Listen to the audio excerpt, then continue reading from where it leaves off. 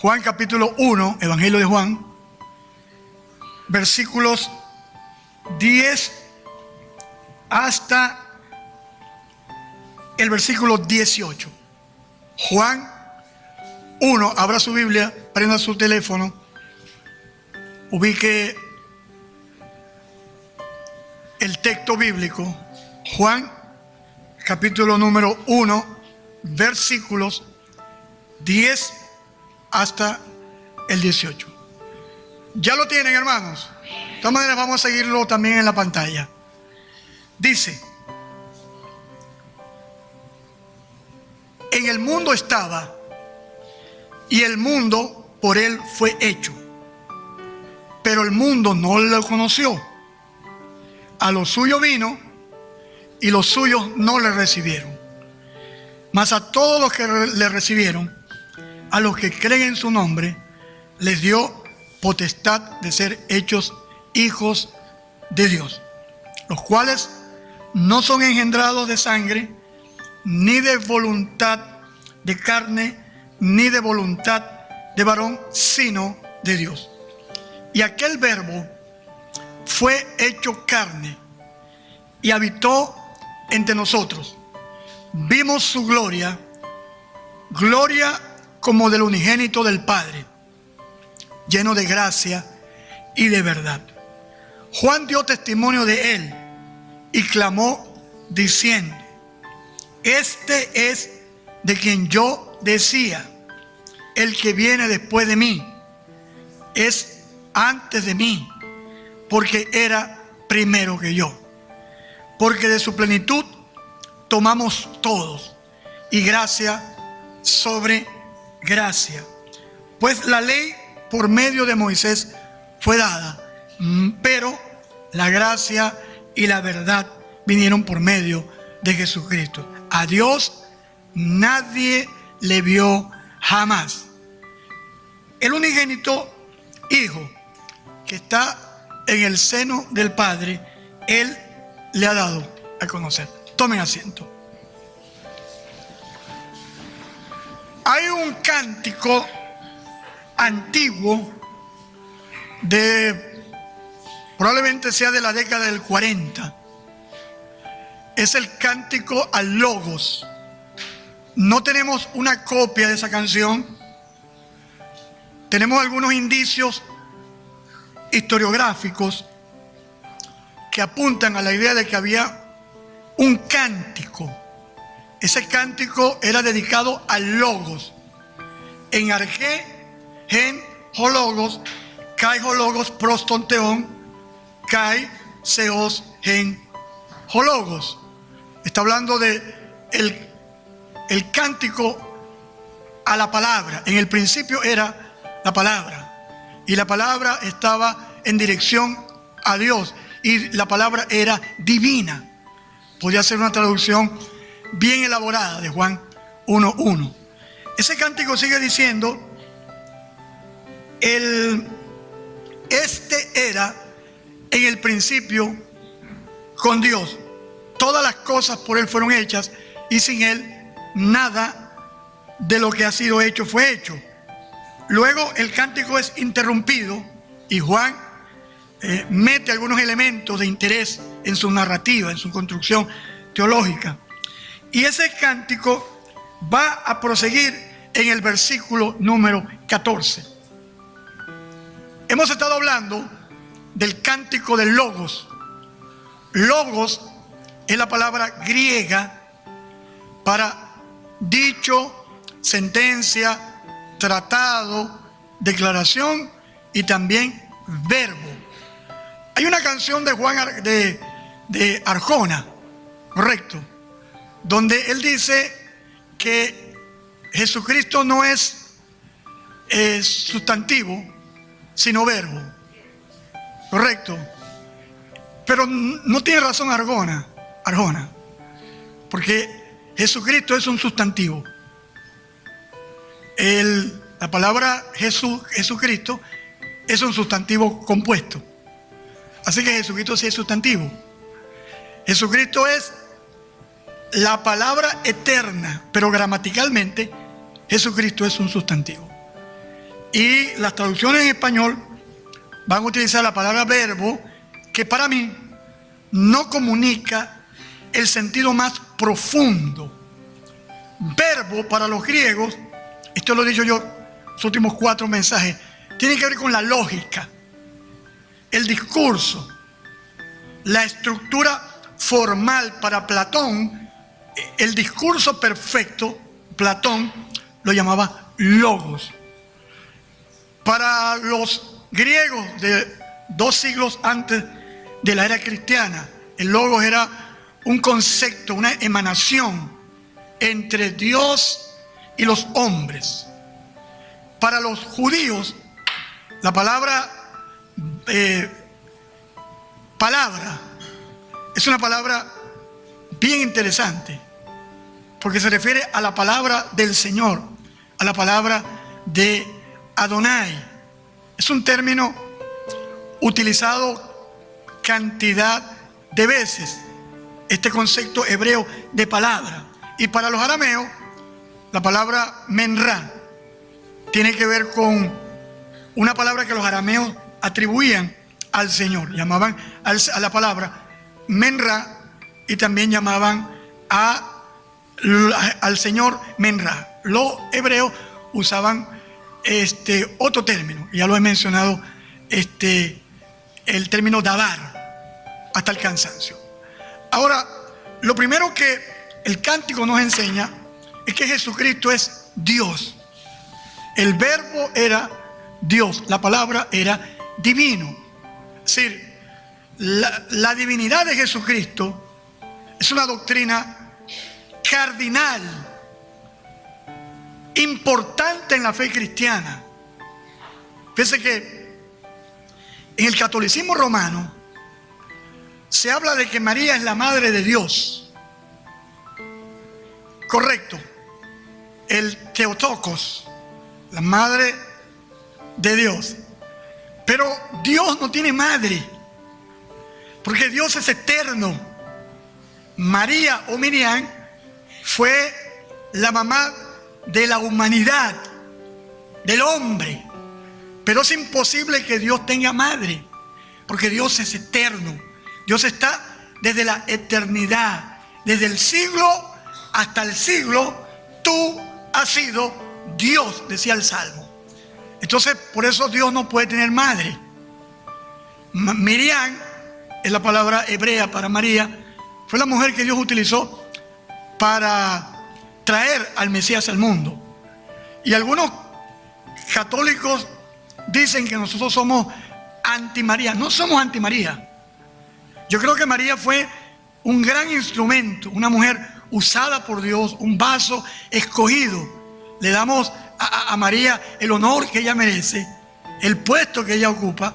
Pero cuando el catolicismo romano elabora su mariología, o la doctrina mariana, para ser más exacto, llama a María María nacida virginal. No, María no nació virginalmente. El único que nació virginalmente fue nuestro Señor Jesucristo a través del vientre de María. Segundo, la doctrina mariana habla de que María es la madre de Dios. María no es la madre de Dios. María es la madre de Jesús de Nazaret. Ese fue el vientre sobre el cual el Espíritu de Dios, el Ruach HaKodesh, vino y concibió a ese ser por obra y gracia del poder del Altísimo. También María se llama la madre de la iglesia. María no es la madre de la iglesia. La cabeza de la iglesia es Jesucristo, el Señor. Entonces, lo segundo que el texto enseña es que la palabra es el creador de todas las cosas. Dice, todas las cosas por Él fueron hechas, y sin Él nada de lo que ha sido hecho fue hecho. Jesucristo es el creador de todas las cosas. Esta semana coloqué un clip, en inglés reel, en español un corto, Yo creo en la triunidad. Mire cantidad de comentarios. Si usted tiene tiempo, métase en mi sitio de Facebook. Y usted ve mesiánicos, pentecostales, gente agnóstica, negacionista. Mire, me metí en aguas turbulentas. Pero a todos le hice frente. Por dos razones. Primero, porque no voy a dejar la verdad en el aire.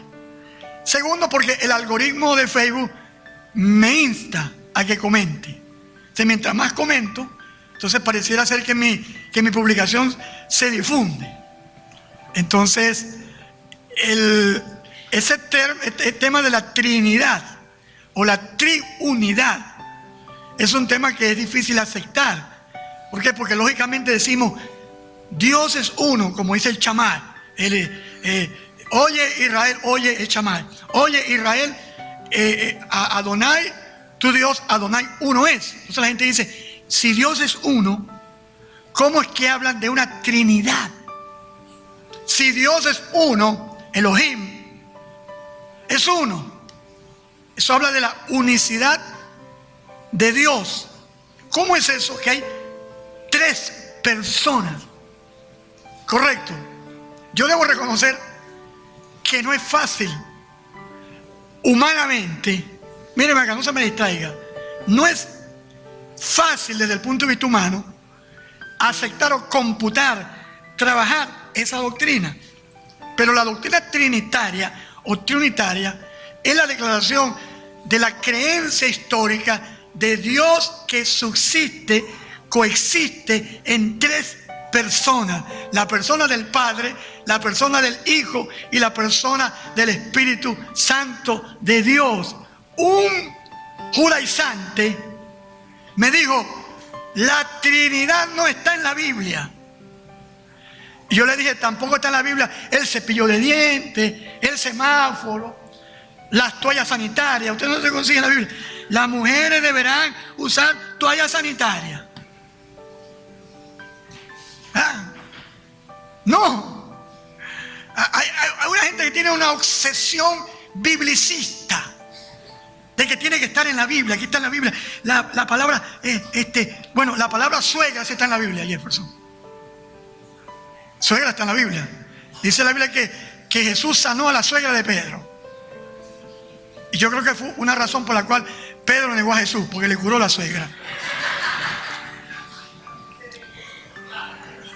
Entonces, este es un chiste viejo para la generación nueva. Pero aunque la palabra Trinidad no está en la Biblia, no está aquí, usted no la consigue aquí. Aquí está, mírenla, versículo. Pero es un concepto bíblico. Entonces el judaizante me decía, creo en Abacadosh, el Dios Santo, Padre Santo. Bien. Creo en el Ruach HaKodesh, en el Espíritu Santo. Y creo en Yeshua HaMashiach, Jesús el Mesías. Entonces yo le dije, Padre, Hijo, Espíritu Santo. A esos tres que tú me estás mencionando, nosotros los cristianos lo hemos llamado triunidad. ¿Y qué pasó, hermano? Silencio, como cuando hace un gol el Madrid en el estadio del Barcelona o viceversa, así. Calladito. Entonces a veces la gente entra en discusiones estúpidas, acaloradas, sin razón. El mesiánico, el me decía, creo en esto, yo también creo en eso. ¿Estamos de acuerdo? A eso nosotros lo hemos llamado triunidad. La creencia de que nuestro único y eterno Dios existe, subsiste y coexiste en la persona del Padre, en la persona del Hijo, en la persona del Espíritu Santo. Adoramos a nuestro Dios, el Dios triuno. Lo tercero que Juan dice es que Jesucristo es la luz que ilumina la conciencia humana. Pero quiero entrar en el mensaje para hoy.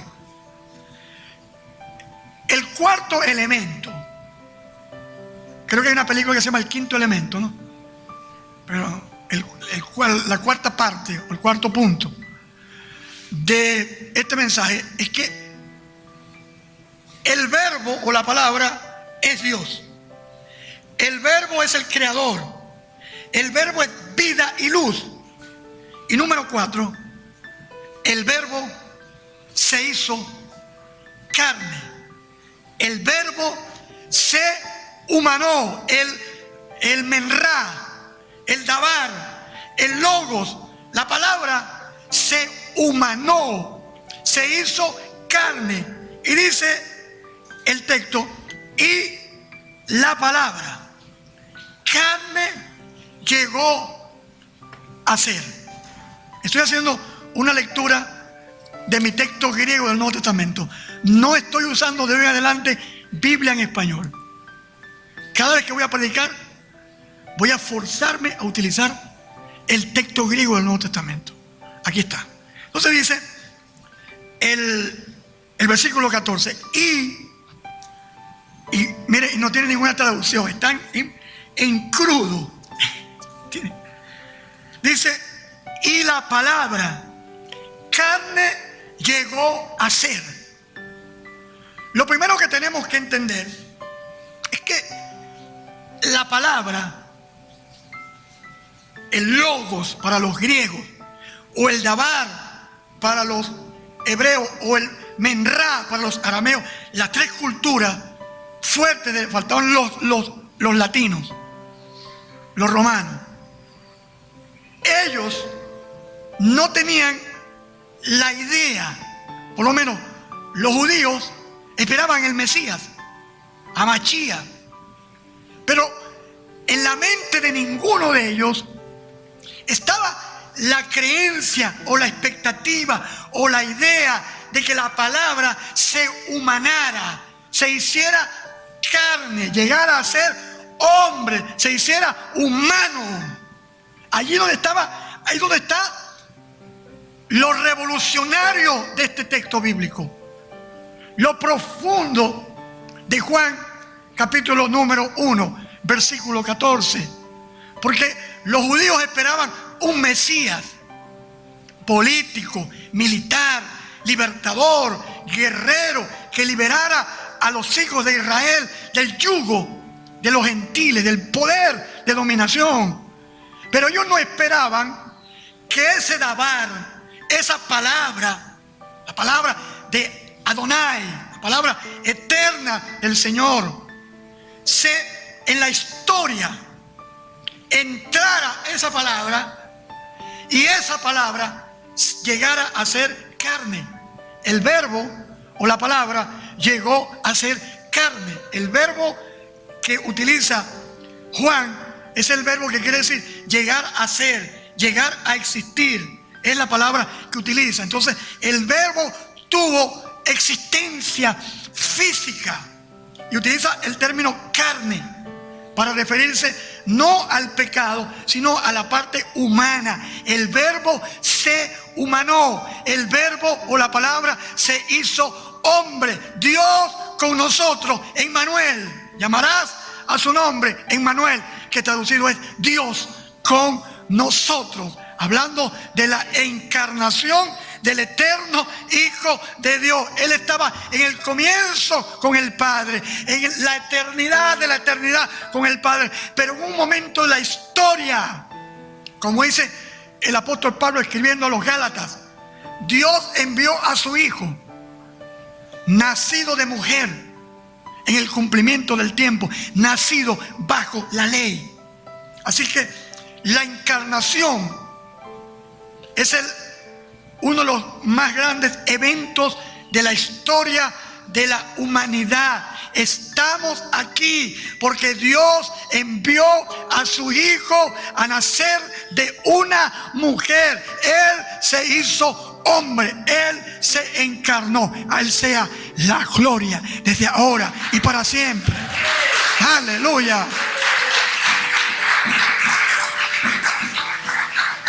Mire, hoy los teólogos liberales niegan todo. Y uno de de las doctrinas que más niegan es el nacimiento virginal. Ellos dicen que no, que el texto por aquí, el otro por allá, y acomodan por aquí una idea y hacen malabarismo para sostener una idea. Entonces ellos niegan el nacimiento virginal, niegan la muerte de Jesús en el madero y niegan, por supuesto, la resurrección de los muertos. ¿Pero por qué niegan eso? Porque a los teólogos liberales, ellos no pueden negar lo historiográfico, no pueden negar el Nuevo Testamento, que la historia reafirme los hechos que creemos, pero sí intentan negar el carácter sobrenatural de ellos, totalmente fuera de tenor, fuera de contexto. Y yo los escucho hablar y digo, esta gente tiene un PhD, creo que se lo sacaron en una caja de Ariel.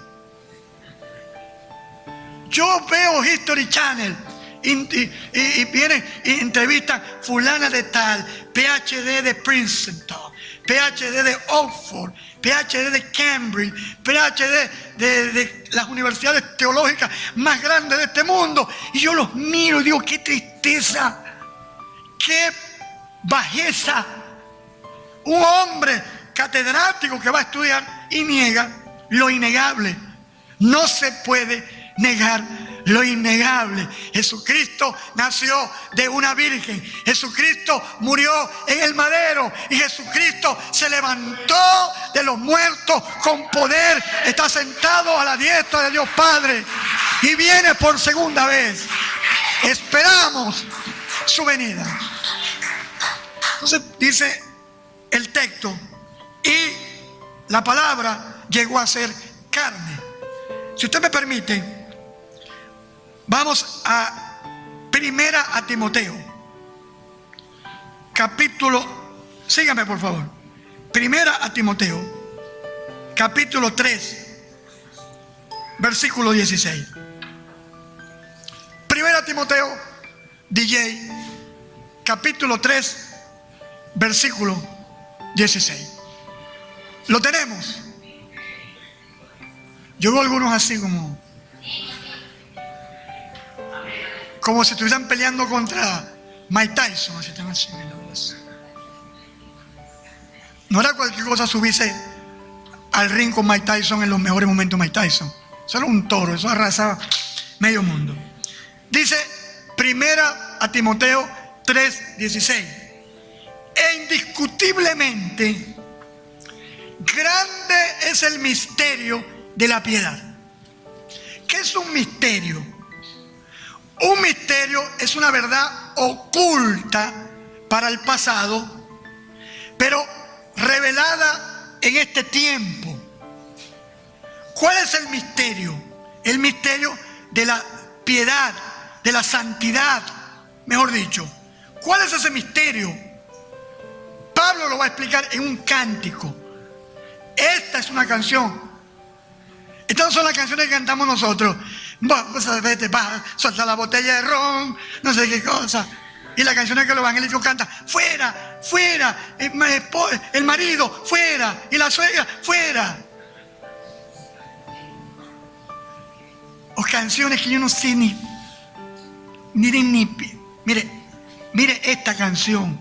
A los que le gustan, a los adoradores de la iglesia, esto es una canción. Dice, indiscutiblemente, tiene 6 estrofas esta canción. Grande es el misterio de la piedad. Aquí viene la canción. Dios fue manifestado en carne. Primera estrofa de la canción. Segunda estrofa, justificado en el Espíritu. Tercera estrofa, visto de los ángeles. Cuarta estrofa, predicado a los gentiles. Quinta estrofa, creído en el mundo. Sexta y última estrofa, recibido arriba en el mundo.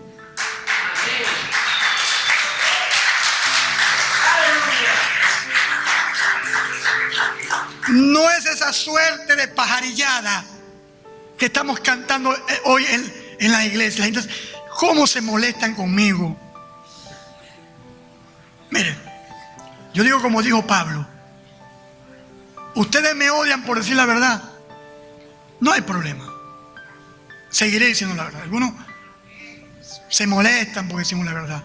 Esto es una canción, y esta canción se llama El Misterio de la Piedad, y es un cántico ampliamente difundido en el primer siglo, en el año 60 por allí de la era cristiana. Y este cántico expresa que el misterio de la piedad es que Él se hizo carne. Jesucristo se hizo humano. Jesucristo se humanó. Dice, grande es el misterio de la piedad. Él fue manifestado en carne, se hizo humano, se hizo hombre, habitó entre nosotros. Aleluya.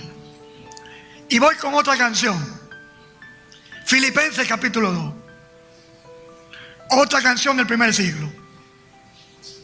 Por favor, Filipenses 2. DJ.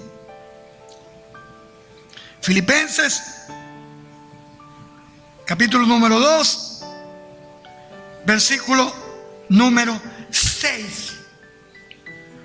Mire, tome nota los cantantes.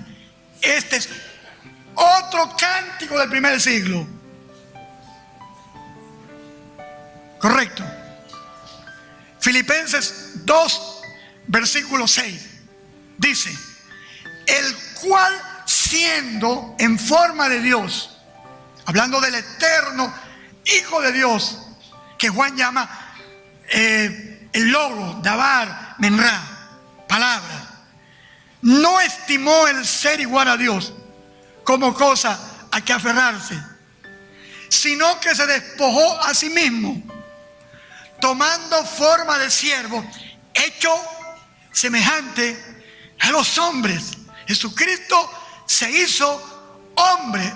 Pablo utiliza en griego el teomorfos y usa antropomorfos, forma de Dios a forma de hombre.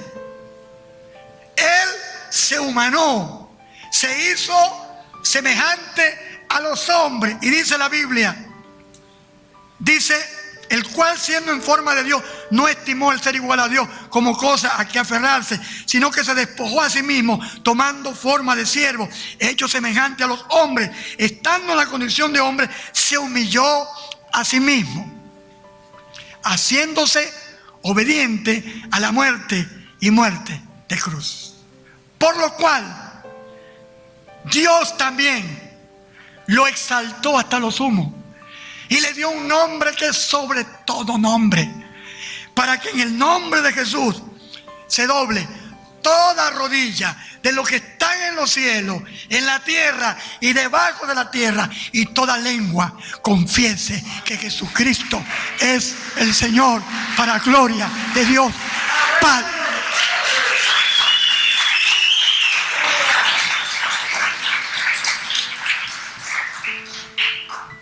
Aleluya.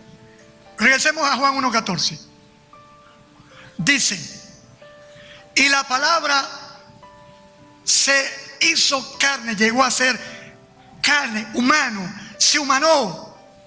Miren, los padres de la iglesia sostuvieron, los discípulos de los discípulos, que Jesucristo es 100% Dios, 100% hombre.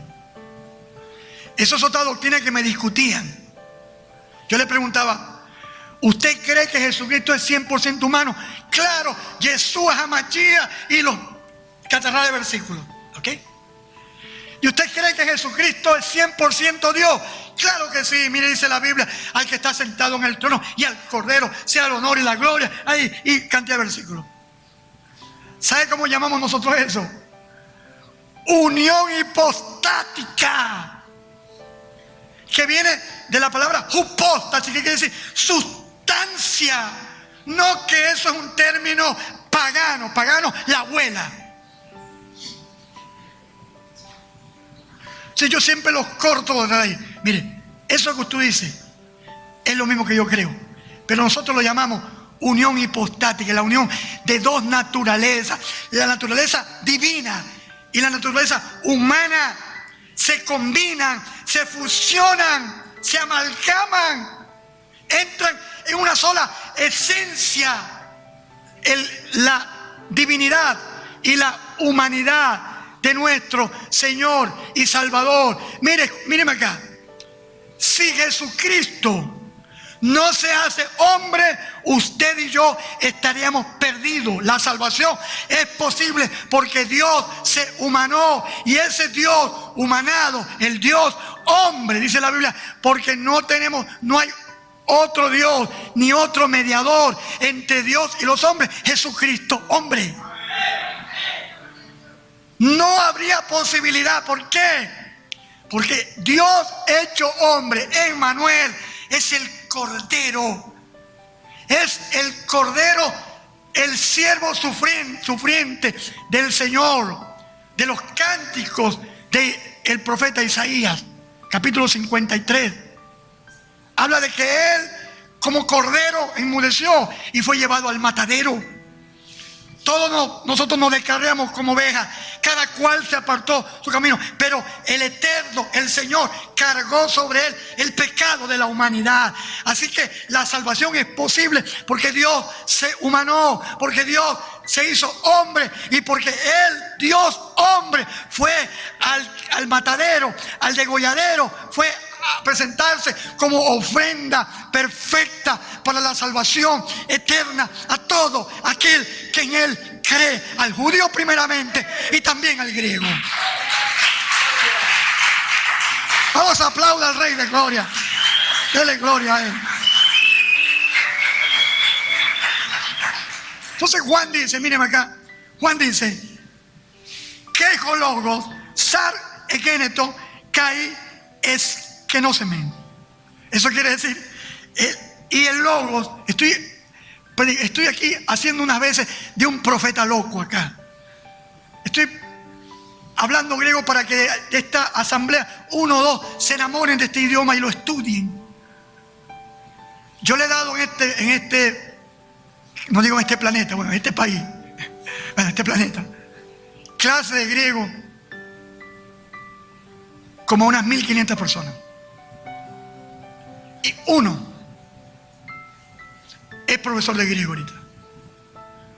Dimas, el hermano Dimas, pastor, psicólogo también, es profesor de griego. Se enamoró del idioma.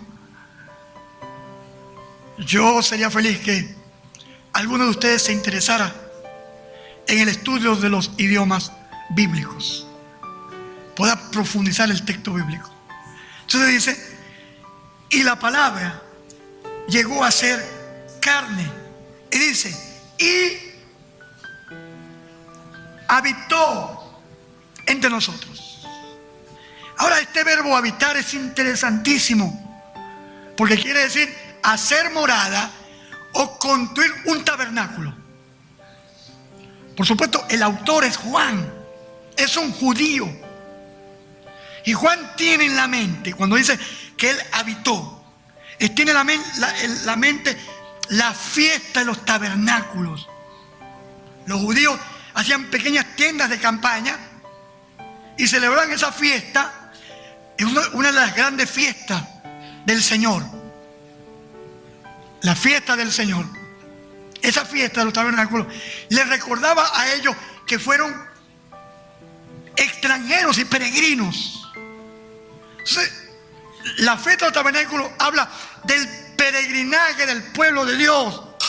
Pero resulta que la palabra, el dabar, el menra, el logos, se hizo un tabernáculo, habitó en la tierra, puso su morada entre nosotros, hizo su habitación, hizo su casa. Hermanos míos, Jesucristo vino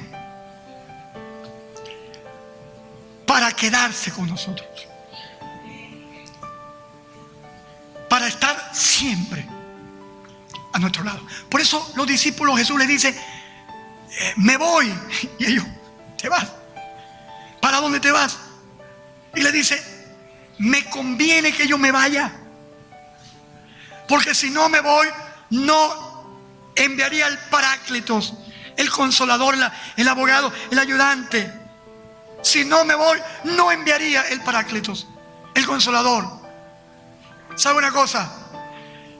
El Espíritu Santo es la continuación de la presencia de Jesucristo con nosotros. Jesucristo está con nosotros. Su Espíritu está con nosotros. Yo estoy con ustedes todos los días hasta el fin de los siglos. Yo estoy con ustedes. Si algo usted y yo contamos, algunos estamos en la vida así: Jesucristo, ¿dónde está? No te veo, no te siento. ¿Dónde está? Dame una prueba, algo, una señal, qué sé yo. Yo quiero experimentarte, sentirte. Mire, escúcheme, Jesucristo dijo: bienaventurados los que no vieron y creyeron. Nuestra fe es superior a los antiguos. Voy a repetir esto. Usted dice, no, que Mateo, Marco, Lucas, Juan, Pedro, ¡wow! Una fe pero tremenda. No. Usted no sabe lo que dice. Ellos tenían allí, dice, el prólogo de Primera de Juan, lo que hemos visto con nuestros ojos, lo que hemos escuchado con los oídos, no sé con qué otra cosa van a escuchar o ver, y lo que nuestras manos palparon, tocante al verbo de la vida. Es decir, ellos fueron testigos presenciales de la vida, de la muerte y resurrección. Nosotros no. Estamos a 2000 y pico de años de esa fecha. Y yo no sé, pero yo no he visto nunca a Jesucristo. Usted no me puede preguntar a mí: ¿usted lo vio así mucho? Una vez en una visión, estaba yo, tenía como 17 años, 18 años, vi un torbellino y en el torbellino unos ojos. Yo no le puedo decir a usted, no, que yo lo vi, que se me presentó, que se me apareció. No es verdad. Pero mi fe es superior a los del pasado, porque la fe nuestra no lo vio, no compartió con él. Tenemos un discurso, un relato histórico de los testigos presenciales, y ese discurso, ese relato nos es más que suficiente para que nuestra fe, mucho más preciosa en el oro, sea hallada en alabanza, gloria y magnificencia hasta la aparición de nuestro Señor Jesucristo. Aleluya. Si usted no me diga, no, es que usted no tiene fe. La gente en las iglesias juega con la fe. Dicen a la persona: bueno, este año usted se va a casar con una vieja con dinero, ¿verdad? ¿Ah? Mire, unos cuantos aquí recibieron la palabra, ¿ves? ¿Ah? Ya lo tenemos perfectamente ubicado, todo lo que... Ajá. Entonces llega diciembre y usted no recibe nada. No se le pega pero ni el coronavirus. ¿Y sabe qué dicen los profetas modernos? Es que no tuvo fe, es que no confesó, es que no tuvo la palabra por obra. Sí, una señora irresponsabilidad. A mí nadie me diga que no tengo fe. ¿Sabe? La fe que necesito para experimentar un milagro puede ser tan pequeña como una semilla de mostaza. Esa fe así minúscula, microscópica, es suficiente para operar el poder y la gloria del Señor. Mi fe va a poder triunfar y vencer. Esta es la victoria que vence al mundo, nuestra fe. Aleluya. Entonces la palabra se hizo carne e hizo habitación, tabernáculo entre nosotros, hablando de la presencia física de Jesucristo. Mire, en la Nueva Jerusalén, la que desciende del cielo, Los evangélicos nos han dicho, me voy para el cielo, allá voy. Y resulta que Revelación le dice que la Nueva Jerusalén desciende del cielo. Sí, como que nos mentieron algunas mentiras. Y los evangélicos, me voy para el cielo. ¿Qué van a hacer los evangélicos que se quieren ir al cielo cuando la Nueva Jerusalén descienda del cielo? El reino de Dios, la ciudad de Dios, la esposa del Cordero es la Nueva Jerusalén. Te voy a mostrar a la desposada, la esposa del Cordero.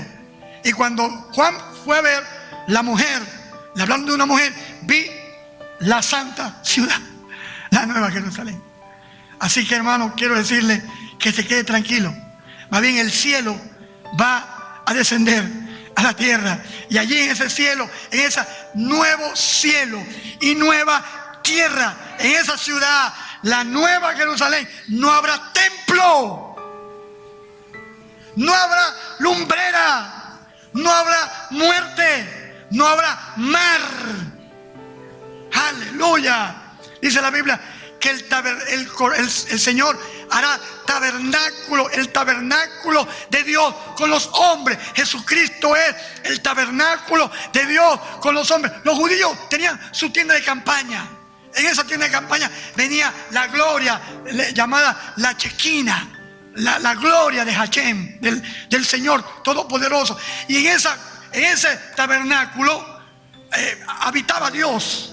Luego fue trasladado al templo, primer templo, segundo templo. Y resulta, mi hermano, que Jesús, el Mesías, Jesucristo, Yeshua HaMashiach, es el tabernáculo de Dios con los hombres. La presencia de Dios no está en un lugar, no está en un templo, no está en una construcción. La presencia de Dios está en Jesucristo a través de su Espíritu Santo en los creyentes. Esta mañana abrí el texto griego, así, pero como lo abren algunos evangélicos, donde caiga, y me cayó, donde decía, Dios es espíritu, y los que adoran en espíritu y en verdad es necesario que lo adoren. Y le doy una cuñita. El término adorar es el término proskuneo en griego, que quiere decir irse o hacerse como un perro. Si está hablando de la actitud de aquel que adora, actitud de entrega, de dependencia. Entonces Dios es espíritu. Entonces dice que la palabra se hizo carne y habitó, hizo morada, tienda, tabernáculo entre nosotros, hablando de los discípulos y por ende de la humanidad. Jesucristo vino a habitar en la humanidad. Cuando partamos de esta tierra, nuestro espíritu, alma, espíritu o alma, vayamos a la presencia de Dios. ¿Sabes qué veremos en el cielo?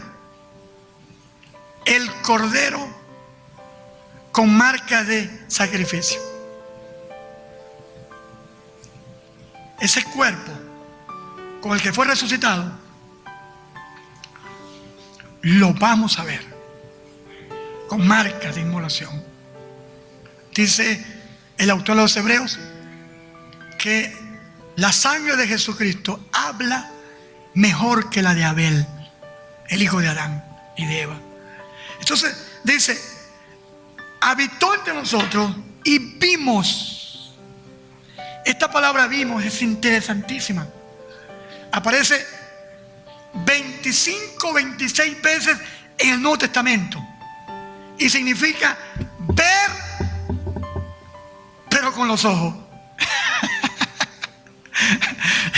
Es redundancia, un pleonasmo. Pero usted puede decir que yo vi con el alma.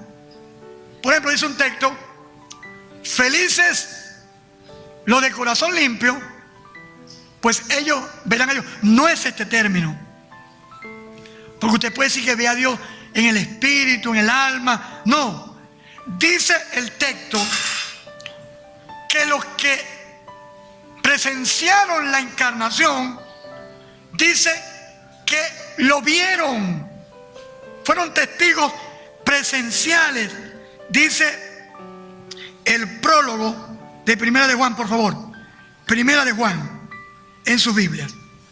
Primera de Juan, está al final de la Biblia. Capítulo número 1, versículo número 1 hasta el versículo 3. Lo que era desde el principio, lo que hemos oído, lo que hemos visto, ¿con qué? ¿Lo vimos con qué? ¿Lo dice o no lo dice la Biblia? Lo vimos. Y lo que hemos contemplado y palparon nuestras manos tocantes al verbo de la vida. Es decir, lo que Juan está diciendo, mírenme acá, es que somos testigos presenciales. Y dice Juan, y vimos la gloria de Él. La palabra gloria es un término hebreo muy interesante. Aunque Pablo escribe doxa en griego, pero Juan es judío. Y gloria es kabod, que quiere decir tanto gloria como peso. Por eso cuando la gloria de Dios se manifiesta, nadie lo aguanta. Es un peso denso. Ahora dice que vimos la gloria de Él. Si lo vimos en su peso, en su esplendor, en su magnificencia. Hemos visto, mira, Jesús estaba con ellos. Comía, dormía, hacía sus necesidades. Humanamente fue tentado en todo, según nuestra semejanza, pero sin pecado. Y dice la Escritura que en un momento Jesús sube al monte con Jacobo, Cefas y Juan. Y cuando están allá, comenzó a mudar la apariencia y a hacerse resplandeciente, que los evangelistas dicen uno, no se puede lavar ninguna ropa tan blanca, y otro blanco, más blanco que la nieve. Lo que ellos podían comparar, la blancura, la esplendidez del Mesías, y se hizo glorioso, una gloria maravillosa. Ellos luego vieron a Moisés y a Elías al lado de él. Luego vino la nube, la gloria del Altísimo, y cubrió todo. Y se escuchó la voz que decía: este es mi Hijo amado, a él oíd. Si no a Elías ni a Moisés, a él oíd. Entonces dice que ellos lo vieron caminando sobre las aguas, lo vieron multiplicando los panes y los peces, lo vieron levantando los muertos. Luego de resucitado, lo vieron transformarse, atravesar las paredes, lo vieron comer y a veces no comía, mudar el rostro a los caminantes en Emaús. Es decir, vimos su gloria, pero no cualquier gloria. Gloria como del monogenés, el unigénito del Padre. Jesucristo es el Hijo unigénito. Y la palabra monogenés significa el único en su clase, el único engendrado en su clase. Nosotros somos hijos de Dios. La Biblia usa el término tecna, tecnos, hijos. Pero Jesucristo es el monogenés, el único engendrado del Padre. No fue creado por el Padre, como decía Arrio y los testigos de Jehová. No es un ser inferior, no es un ángel de alta posición. Jesucristo es el Hijo único engendrado del seno del Padre, de su propia sustancia. Y está el problema de la Trinidad, que la gente no entiende. No son tres dioses. No, Jesucristo es el unigénito del Padre. Y esta palabra Padre es la primera vez que Juan la va a utilizar. El único Hijo engendrado del Padre. Y dice que este Hijo, hablando del unigénito, hablando de Jesucristo, lleno de gracia y de verdad. Gracia es el mensaje central del Nuevo Testamento, el regalo inmerecido. No soy salvo por guardar la ley, no soy salvo por guardar las obras de la ley, no soy salvo por hacer buenas obras, no soy salvo por hacer vigilia, no soy salvo por ayunar, no soy salvo por ganar almas. No creo en eso de ganar almas, creo en predicar y hacer discípulos. No soy salvo por ser santo, todo lo contrario. Soy salvo por la gracia de Jesucristo a través de la fe, sin obra alguna. Por gracia soy salvo por medio de la fe.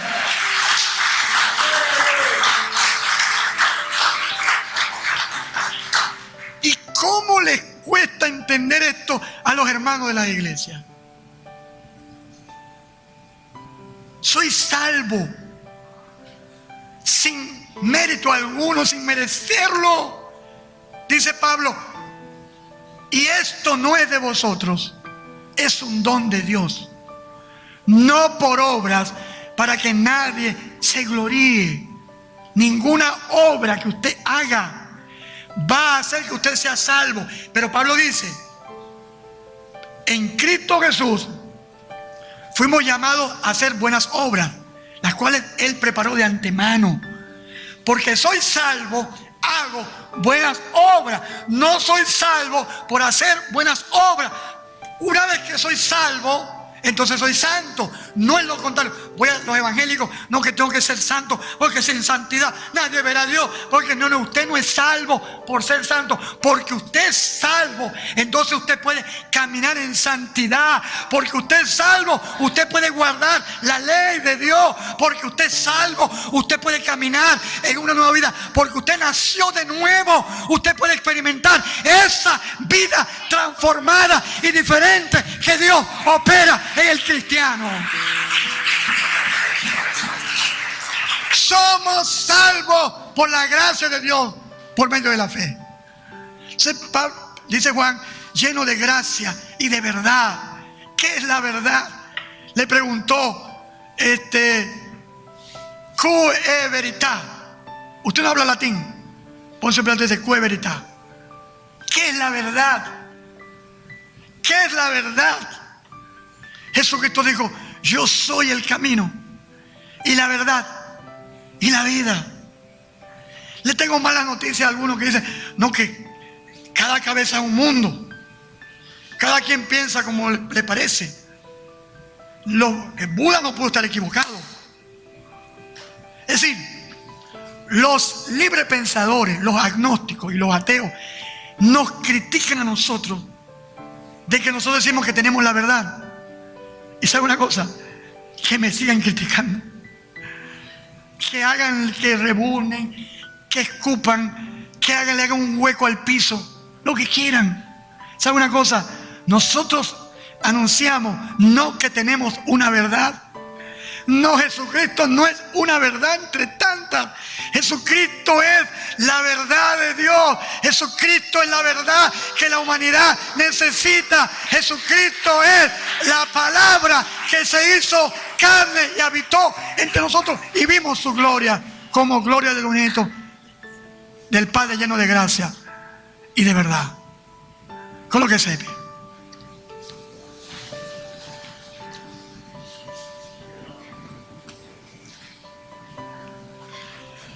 Iba a brincar al 18.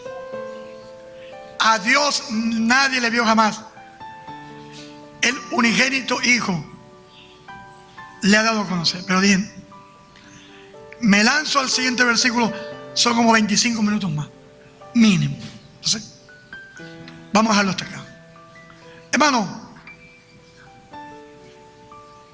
primero, reconocemos lo que las Escrituras nos dicen. El verbo o la palabra es Dios. Mírenme acá los muchachos. no es un Dios, es Dios.